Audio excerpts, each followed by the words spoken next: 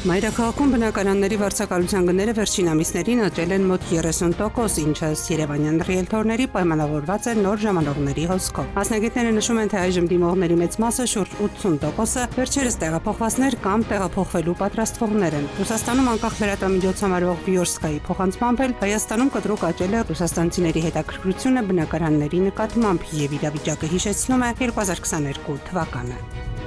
Օգոստոսի 1-ից խիստ վերահսկողություն կսահմանվի սննդի առաքիչների նկատմամբ, պարտադիր պահանջ է դառնում սանիտարական գրքույկի առկայությունը։ Սննդի շղթայի ցանկացած փուլում ներգրավված աշխատակիցները ըստ Սննդամթերքի անվտանգության տեսչական մարմնի աշխատանքի ընդունվելիս պետք է նախնական բուժզննում անցնեն, ինչպես նաև յուրաքանչյուր կիսամյակ պարբերաբար ստուգվեն։ Հաշվի առնելով ստացված բազմաթիվ բողոքներն ու ահազանգերը, տեսչական մարմինը տարեսկզբին հայտարարեց սննդի առաքման ոլորտում վերահսկողության խստացման մասին։ Որոշեցին, որ ոչ պատշաճ կամ առաքիչների նախնական ու պարբերական բժշկական զննության ենթարկված չլինելու եւ սանիտարական գրքույկի բացակայության դեպքում տնտեսվարողները տուգանվելու են։ Իսկ առաքում իրականացնող գործընկեր կազմակերպությունների հետ որոշեցին ժամկետ սահմանել շուրջ 2-3 հազար առաքիչների բուժզննության եւ սանիտարական գրքույկի ձեռքբերման ամբողջական գործընթացն ավարտելու համար։ Ժամկետի վերջն է եւ տեսչական մարմինը սկսելու է լայնածավալ ստուգումները։ Հրապարակվելու են ոչ միայն խախտումները, այլ նաեւ գործընկեր կազմակերպությունների անունները, որոնք բարեխղճորեն կատարած կլինեն օրենքի պահանջը։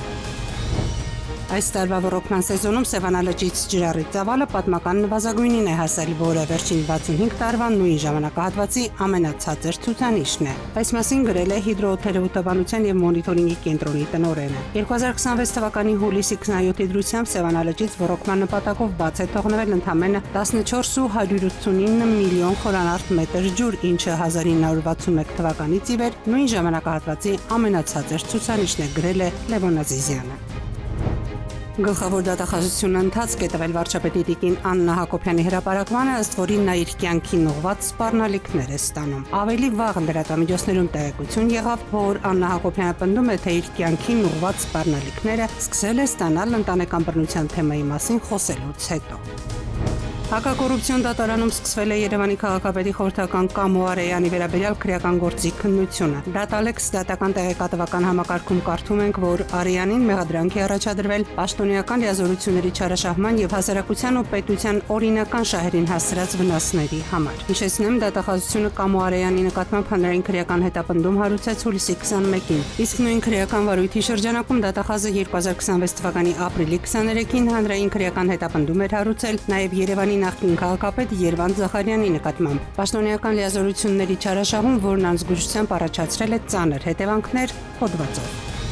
Իրավապահները Շենգավիթում ուժեղացված ծառայության ընթացքում ստուգել են քրեական ենթամշակույթի նկատմամբ հակումներ ունեցողների հնարավոր հավաքատեղիները, ինչպես նաև օպերատիվ տեղեկություններով ստացված մի շարք հասցեներ։ Հայտնաբերվել են թմրամիջոցներ, սառը զենք, բաժին են տարել հասարակական կարգը խախտող ոչ սթափ վիճակում գտնվող քաղաքացիների։